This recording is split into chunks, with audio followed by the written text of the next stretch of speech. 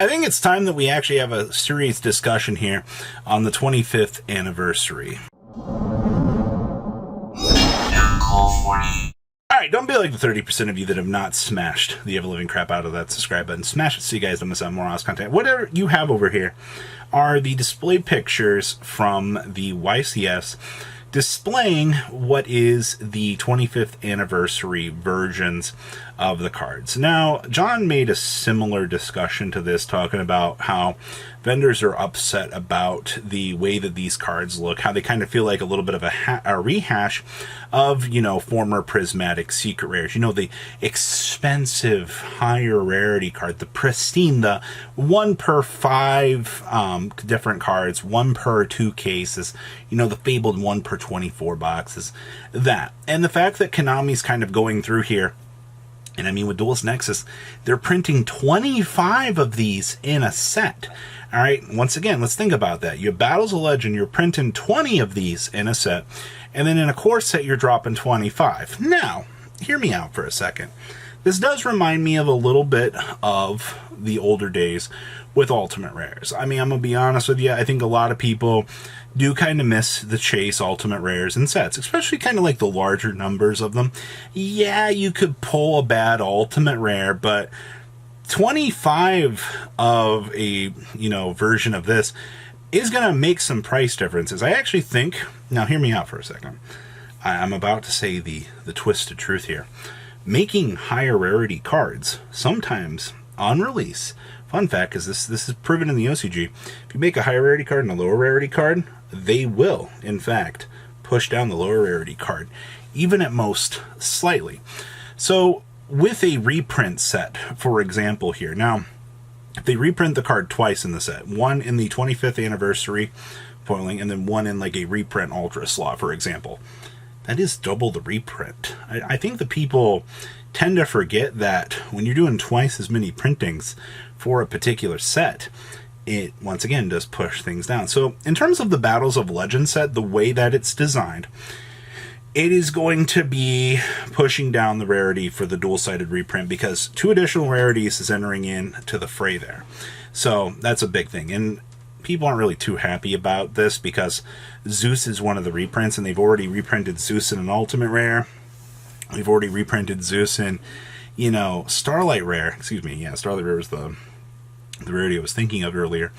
The fact that you're taking away these, you know, pristine rarities from players, kind of rehashing them in a little bit more discount way, and you're just kind of handing them to players here. They remind me of former Ultimate Rares and just how quick that they're trying to hand them out to people. So I just wanted to point that part out to you. So we've established the fact that these are going to feel a little bit like former Ultimate Rares from like the Enemy of Justice era, where they were what, like 1 per box? 2 per box? 2 per box? I think they were 2 per box. Maybe 1 ulti per box. I don't quite remember. You can fact check me in the comment section and tell me. But if you're going to be printing so many of these, they're really going to be like 1 or 2 per, you know, box, or 1 to 2, you know, per 2 boxes. Okay. It's all going to come down to ratios. Now, let's flip it over here to Duelist Nexus. I brought up the fact here that they're going to be printing 25 of these in Duelist Nexus. Once again, if we're printing cards in double rarities here, then that's going to push down the lower rarity. Well, I mean, the exceptions to the rule were like the Starlight Rares. Ooh, spooky. Pot of Prosperity and Secret and Starlight. But if the second rarity is slightly more obtainable, there's going to be a little bit of a difference there. At least in my personal opinion, all right? Like, having the alties be available always definitely push down a lot of the lower rarity stuff. And there's not going to be a comparison to really prove this because you'll never get to see, you know, the set release without, you know, the version of the 25th anniversary holo in there. So you'll never truly know. It's a lot of anticipation and a lot of analyzing and a lot of like, well, you know, this could have been up here. Especially like if you get like a Pot of Prosperity or like a Staple S card in there. Yeah, it'll be high, but it won't be near like the level of insanity I feel like it could be. So now if we're dual printing on release here, so we'll use Charles for example. If we're printing the new Noble Knight support Charles in a 25th anniversary and then we slot it as an ultra rare, Well, the ultra rare is probably going to be $1, $2. Your 25th anniversary version, depending on availability and whatnot, might be upwards $25 to $35. Using some of the collector rare logic that we've had, I do have a feeling that it's going to really depend on how quick and available that these are going to be to the community. Because once again, keep in mind that if they're like collector's rares and they're like one per, 4 boxes, I mean, we've seen some of those collectors where it hit $30. So if these are like one per, 2 boxes, that's not to say that you won't see the same price tag depending on, availability and usability of it. So Charles, I think, would be a good one to kind of see toggling about the $30 mark to $35, assuming its playability and the ideas the players have. Maybe upwards to $40, but as long as the lower rarity is available, Yu-Gi-Oh! Players tend to forget that they don't have to have higher rarity. I don't think this is hilarious to me. That fact that players complain, I can't believe I can't afford higher rarity. Well, no crap.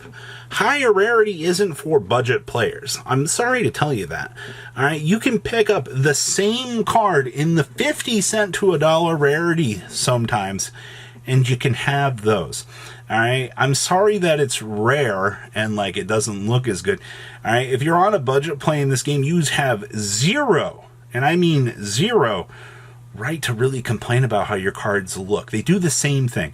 Jokes aside, about watching a common Ash Blossom, Ash and Ultimate branded fusion, it does the same thing. As much as the community wants to joke that it's like, oh my god, my high rarity card just got stopped by some lower rarity. I can't believe that. As much as the community wants to joke about that, it's the same interaction at the end of the day. So keep that in mind. Now to the vendor perspective of this. So the first chunk of these in the Legendary Collection are going to be given out like candy. You've got the Egyptian Gods, you've got Dark Magician, you got Kaiba, you got Yugi. You're going to get one of 6 per chunk of things, straight handed to you right away. Now, from a vendor aspect of things, I understand a little bit of a frustration for that. You're printing this newer, higher rarity, and you're kind of handing it out like candy.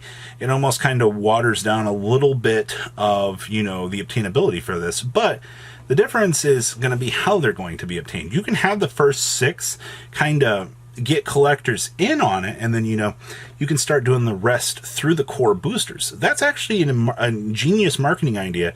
You're tempting your audience with a new piece of candy. You're getting them to look at this and you're getting them to go, that's awesome. I actually like that. And now that you've enticed them, you want them to go buy product so that you can actually see them try to pull more of these. You got the players addicted to wanting to open up product. It's actually ingenious. And I do think that this is a giant marketing scheme opening up the door. You're like, hey, check out these new rarities. You guys like 25th anniversary? It's a celebration of everything Yu-Gi-Oh! Hey, come on down here. Oh, wow, you got one handed to you out of the box? Oh my gosh, in a month or two, we're going to be doing a reprint set called the Battles of whatever it is this month. Hey, you want a Zeus available in that rarity? Oh, you want some Labyrinth cards to upgrade your deck? Come buy product. Oh, come on. You can pull it. I believe in you. Duelist Nexus comes around after the reprint set. You got Yu-Gi-Oh! Players, so like, oh my gosh, they're coming off of that, crazy pickup here that they're like, oh my gosh, I can't believe I just pulled all good. Like, this is absolutely amazing. You're like, hey, you want to pull some new cards now? You've already upgraded all of your old strategies. Well, now's a chance for you to pick up some of these new cards. It's an ingenious marketing, and I love what they're doing here. I don't give 2 craps if vendors don't like this. This is literally strictly Konami enticing players to go, you like that new rarity? Yeah, we made it really available for you so you could get excited, so you could add those to your collection. Now you can start playing with them in a couple months. That's marketing 101 at its finest. So overall, I think the new rarity is good. I think it's fantastic. It's a little bit of a rehash. I understand a little bit of the pain that people are feeling, with like Prismatic Secrets and stuff. Starlights getting reprinted. I get it. But I think overall that this is going to be a nice little chance for players to kind of get in here and get some of the newer nice things. So what do you guys think about the overall potential for this? Please leave a comment down below, tell me what you guys think, and I'll see your beautiful faces back here later in the day, guys. Peace out.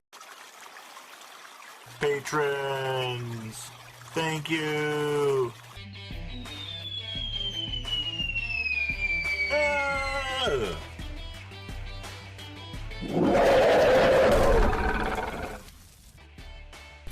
Thank you so much for watching. Check out these other videos.